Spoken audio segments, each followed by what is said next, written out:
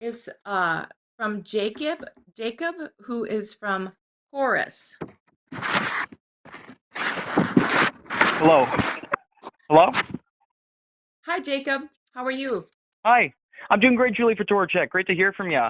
Right now, I'm having the opportunity to study some business. I'm at school in St. Louis right now, and it's a great opportunity to learn all about the macroeconomic environment. I'm a bit curious to pick your mind about what's happening currently with tariffs and the unstable regulatory environment.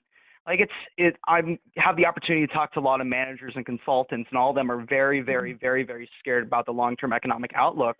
We're seeing a lot of economists commenting that there's a significantly increased certainty of rather probability of going into a recession. And I feel a lot of North Dakotans did vote for economic stability for another Trump term. I'd hate to see any economic consequence hit the larger economy, especially as many federal programs continue to diminish in strength that a lot of businesses are relying on.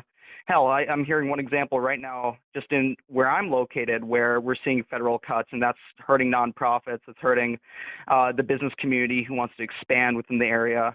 I'm just wondering, how are we going to balance the dichotomy between making sure we have a more efficiently ran government and also making sure that a lot of the programs that were installed for what seem to be very good reasons continue to stay strong and provide resources to not only the national environment macroeconomically, but also to North Dakotans at home.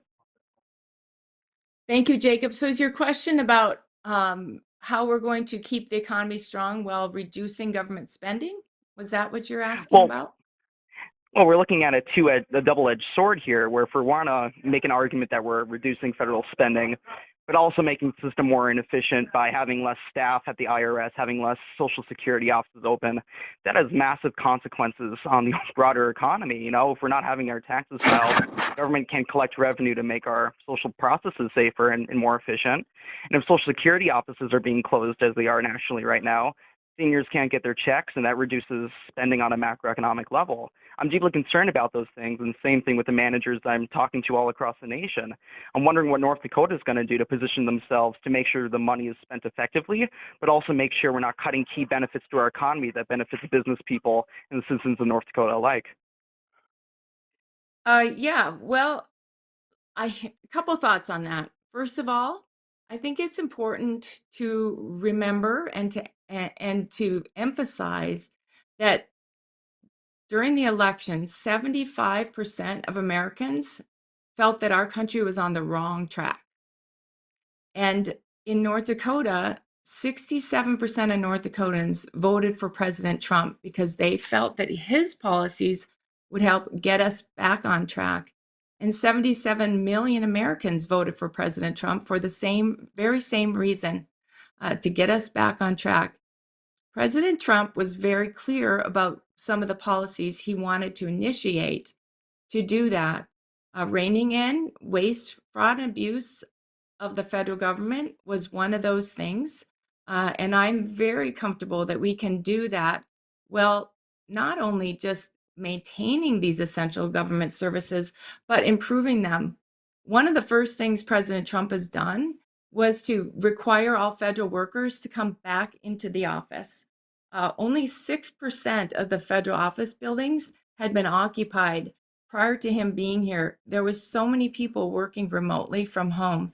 And so requiring federal workers to be back on site and accountable to their bosses, I think will ultimately help us have better government service.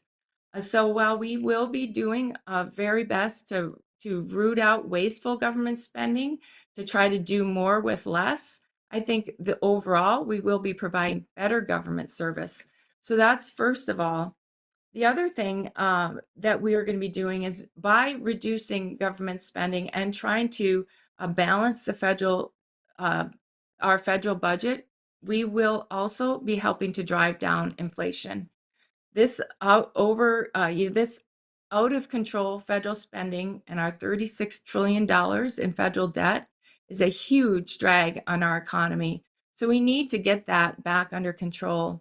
Maintaining the tax cuts that have helped drive the economy and help Americans keep more of their money in their own pocket, that will help avoid a significant, like a 25% increase in taxes for North Dakotans, uh, that would amount to $2,500 per average North Dakotan increase if we don't maintain those tax cuts. That's another way to help our economy, keep our economy strong. And then finally, one of the biggest things, and the biggest things that I hear when I talk to businesses, whether it's farmers or the healthcare industry or manufacturers or just Main Street businesses, one of the biggest problems that they face is government regulations. The federal government regulations are really crushing our business community. And we need to roll those regulations back and let our businesses do what they do best without the heavy hand of the federal government holding them back.